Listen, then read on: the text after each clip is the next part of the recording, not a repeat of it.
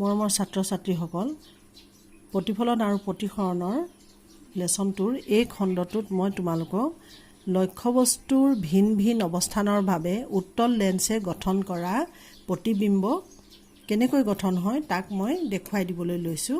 তোমালোকৰ কিতাপত থাকিলেও মই ভালকৈ আঁকি পেলাই তোমালোকক অতি সহজভাৱে বুজাই দিবলৈ লৈছোঁ।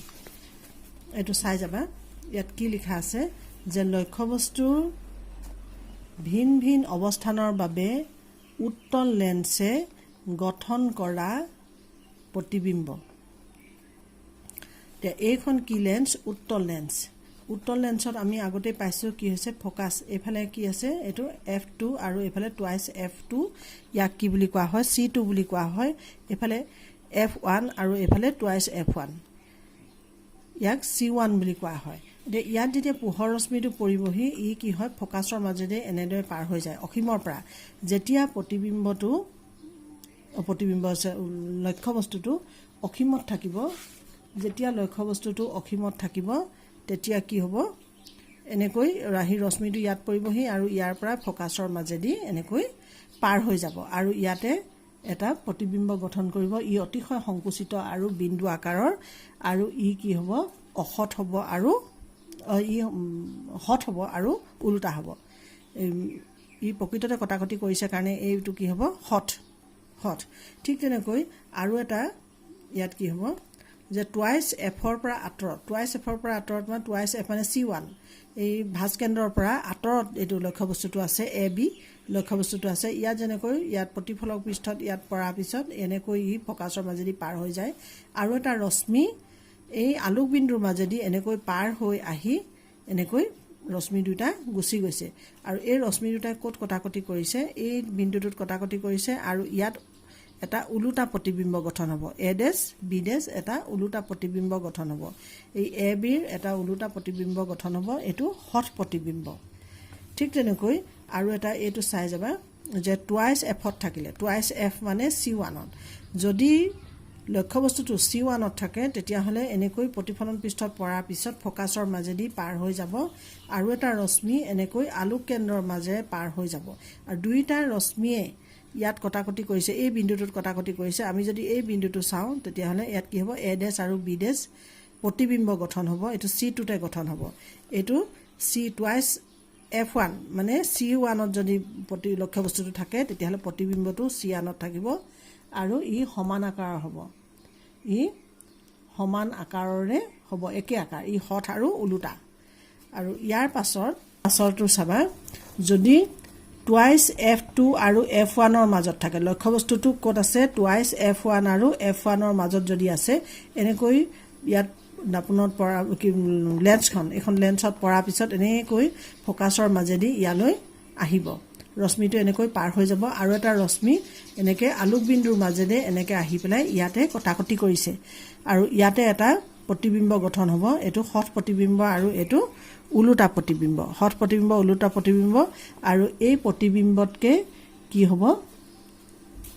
বিবৰ্ধিত, এইটো ডাঙৰ হঠ আৰু ওলোটা হৈছে। ঠিক তেনেকৈ যদি F1ত থাকে, F1 মানে হৈছে কি? ফ'কাছ এইটো F1, এই ফ'কাছতে যদি থাকে তেতিয়াহ'লে এনেকৈ ৰশ্মিকেইটা এনেকৈ এই ফ'কাছৰ মাজেদি, এইফালে ফ'কাছৰ মাজেদি পাৰ হৈ গৈছে আৰু এই ৰশ্মিটো এনেকৈ আলোক বিন্দুৰ মাজেদি পাৰ হৈ গৈছে। এইফালে আমি ফুট চিন দিছোঁ কাৰণ ইয়াৰ নিচিনাকৈ এটা অতি বিবৰ্ধিত প্ৰতিবিম্ব গঠন কৰিব, হঠ আৰু ওলোটা, যিটো আমি এই বহীত আঁকি দেখুৱাব নোৱাৰোঁ, ক'ৰবাত গৈ ইহঁতে মিল খাবগৈ। সেইকাৰণে এইটো এটা প্ৰতিবিম্ব গঠন কৰিব, অতি ডাঙৰ, অতিশয় বিবৰ্ধিত বুলি কোৱা হৈছে। তাৰপিছতে লাষ্টৰ প্ৰতিবিম্বটো এইটো কি হৈছে?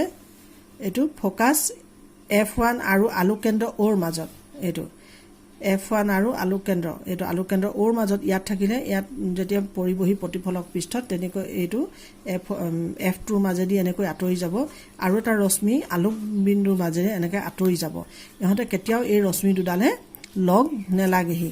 কিন্তু আমি পিছফালে যদি এনেকৈ ফুটকৈ দিয়া দেখিছা নহয়, এইফালে যদি আমি এনেকৈ বহাই দিওঁ তেতিয়াহ'লে এইটো পিছফালে এটা ডাঙৰ প্ৰতিবিম্ব গঠন হ'ব, কিন্তু এই প্ৰতিবিম্বটো বাকীবোৰ প্ৰতিবিম্বৰ দৰে এইটো এইবোৰ প্ৰতিবিম্বৰ দৰে ওলোটা নহয় এই প্ৰতিবিম্বটো ওপৰলৈ থিয় হ'ব আৰু অসৎ হ'ব কাৰণ এইটো অহা যেন লাগিব কাৰণ ৰশ্মিকেইটাই প্ৰকৃত কটাকটি কৰা নাই এই আমি উত্তল দাপোনৰ ক্ষেত্ৰত 6টা প্ৰতিবিম্ব পাইছোঁ ইয়াৰে 5টা সৎ আৰু এই লাষ্টৰটো অসৎ তাৰ পিছতে ইয়াৰ পাছত এইটো চাবা যে লক্ষ্যবস্তু বিভিন্ন অৱস্থানৰ বাবে অবতল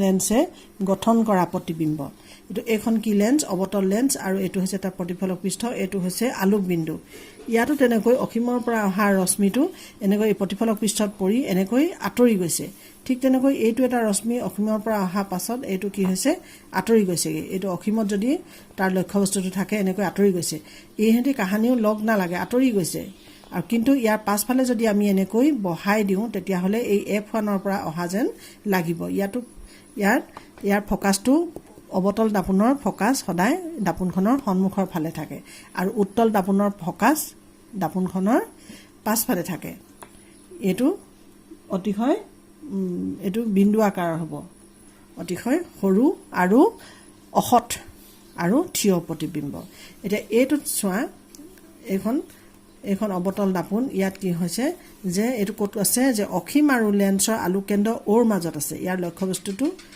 অসীম আৰু লেন্স আলোককেন্দ্ৰৰ ওৰ মাজত আছে ইয়াত কি হ'ব ইয়াত ৰশ্মিটো পৰাৰ পাছত এনেকৈ ৰশ্মিটো আঁতৰি গৈছে আৰু এটাৰ যিটো আলোক বিন্দুৰ মাজেৰে যোৱা ৰশ্মিটো ই পোনে পোনে এনেকৈ গুচি গৈছে আৰু এই ৰশ্মি দুটাই এই বিন্দুটোত কটাকটি কৰিছে এইটো এ বি যিটো লক্ষ্যবস্তু তাৰ কি হ'ব এ ডেছ বি ডেছ ইয়াৰ প্ৰতিবিম্ব গঠন হৈছে এইটো আৰু এই প্ৰতিবিম্বটো এই প্ৰতিবিম্বতকৈ সৰু আৰু এইটো কি হৈছে এইটো পিছফালে বহাই দিওঁতে এনেকৈ আঁতৰি গৈছে কিন্তু এইফালে বহাই দিওঁতে ইয়াত এনেকৈ ইয়াৰ পৰা অহা যেন লাগিছে ইয়াত কটাকটি কৰিছে সেইকাৰণে এইটো কি হৈছে অসৎ আৰু থিয় প্ৰতিবিম্ব অসীম আৰু লেন্সৰ আলোককেন্দ্ৰৰ মাজত থাকিলে তোমালোকক এইখিনিলৈকে ইয়াৰ লেন্সৰ কেনেকৈ প্ৰতিবিম্ব গঠন হয় এইখিনি কথা ক'লোঁ ইয়াৰ পাছত মই